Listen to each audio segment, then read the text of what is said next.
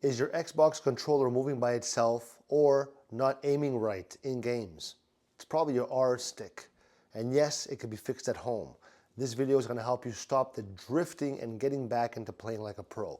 So first, let's clean under the right stick. So you use a cotton swab with a little rubbing alcohol. Gently move the stick around while cleaning. This gets rid of dust and dirt hiding inside. Next, you're going to try resetting your controller. So you're going to press the small button on top for a few seconds until the light blinks, basically. And then turn it off and on again. This can fix small bugs. If you're still having problems, go into your Xbox settings. You're going to find devices and connections, and then accessories.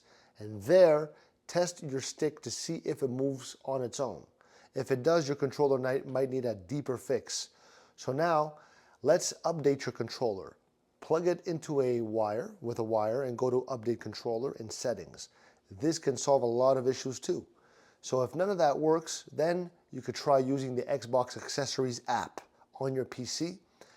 You can remap or adjust the stick sensitivity there. So don't forget to like, drop a comment, subscribe, ciao.